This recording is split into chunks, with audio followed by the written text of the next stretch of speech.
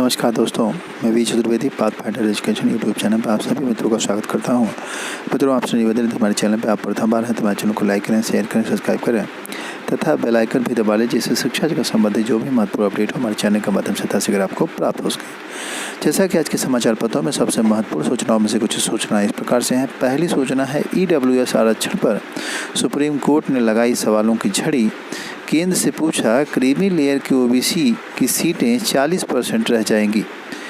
यहाँ जो 10% आरक्षण EWS के नाम पे दिया गया है, उससे OBC जो सीटें हैं, और सिर्फ OBC ही क्यों, जनरल की जो सीटें हैं वह भी 40% रह जा रही हैं। यानी सामान्य की जितनी भी सीटें हैं 40% हैं, क्योंकि सामान्य सीटों में से ही 10% आरक्षण के रूप में दे दिया गया है अभ्यर्थियों को।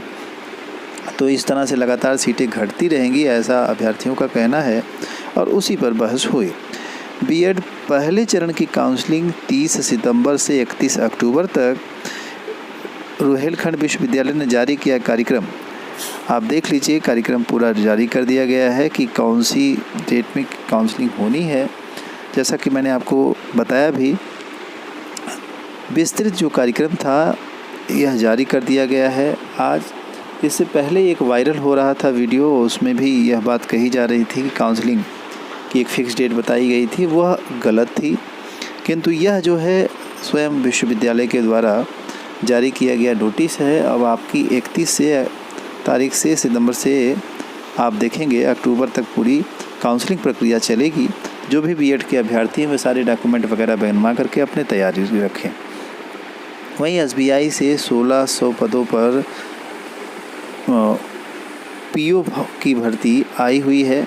वे सारे अभ्यर्थी जो कि योग्यता रखते हैं इसमें आवेदन कर सकते हैं। एक महत्वपूर्ण पद है और स्टेट बैंक ऑफ इंडिया से ये पद भी हैं, तो यह और महत्वपूर्ण हो जाते हैं।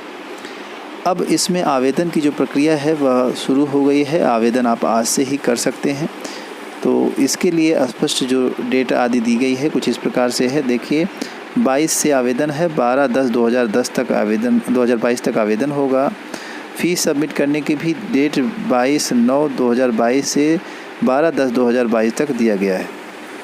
दिसंबर के फर्स्ट सेकेंड वीक में प्रीलिमिनरी एग्ज़ाम की बात कही जा रही है और ऑनलाइन प्रीलिमिनरी एग्ज़ाम होगा 17, 18, 19, 20 दिसंबर। ऑनलाइन मेंस एग्ज़ाम होगा जनवरी 2023 में और आगे दिया है साइकोमेट्रिक टेस्ट आदि भी इसमें कराया जाएगा। वहीं लोक सेवा आयोग से आने वाली कुछ वैकेंसीज़ के बारे में भी आज के समाचार पत्रों में दिया गया है विज्ञापन। आपसे बता दें कि विज्ञापन संख्या के अंतर्गत department of higher education UP assistant professor history विज्ञापन संख्या S03/02। उसी तरह से हायर में आप देखेंगे डिपार्टमेंट ऑफ हायर एजुकेशन में और भी पद हैं जिन पर कि आवेदन आमंत्रित किए गए। वहीं इलाहाबाद विश्वविद्यालय के ग्रेजुएशन के जो एडमिशन है उसको लेकर के भी एक अच्छी खबर आ रही है। यूनिवर्सिटी ऑफ इलाहाबाद सितंबर के आखिरी सप्ताह से शुरू कर सकता है रजिस्ट्रेशन। यह एक महत्वपूर्ण अपडेट आपको प्राप्त हो रही है।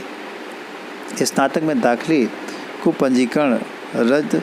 कॉमन यूनिवर्सिटी एंट्रेंस टेस्ट के आधार पर स्नातक प्रवेश के लिए इलाहाबाद विश्वविद्यालय अगले सप्ताह से वेबसाइट लॉन्च करने जा रहा है। यानी अगले सप्ताह से ही इस पे कार्यक्रम आगे बढ़ सकता है। वहीं सामूहिक नकल मामले राज्य विश्वविद्यालय ने निरस्त की 9607 विद्यार्थियों की परीक्षा। यह एक महत्वपूर्ण कदम उठाया है रज्जू भैया विश्वविद्यालय की तरफ से। उसमें से 242 परीक्षार्थियों की नकल के आरोप से उन्हें बरी किया गया है। बाकी को इसमें आप देख रहे हैं कि दिया जाएगा। वहीं दिया है BA BCom और का जो द्वितीय वर्ष का रिजल्ट है वह भी घोषित कर दिया गया है। कहीं बगैर पद किया चयन तो कहीं नियुक्ति से इनकार।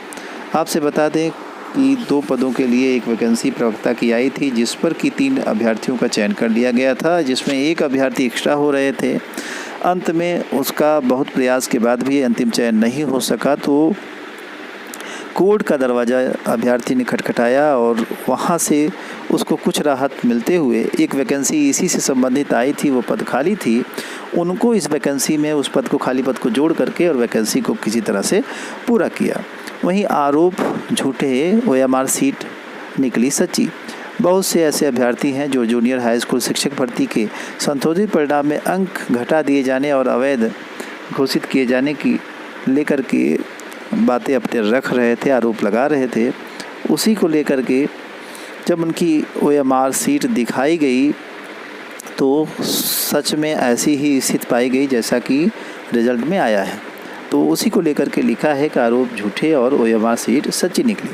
इन्हीं सारी महत्वपूर्ण अपडेट के साथ सूचना सुनने के लिए मित्रों का बहुत बहुत धन्यवाद। हमारे चैनल को लाइक करें, शेयर करें, सब्सक्राइब करें। Thank you very much.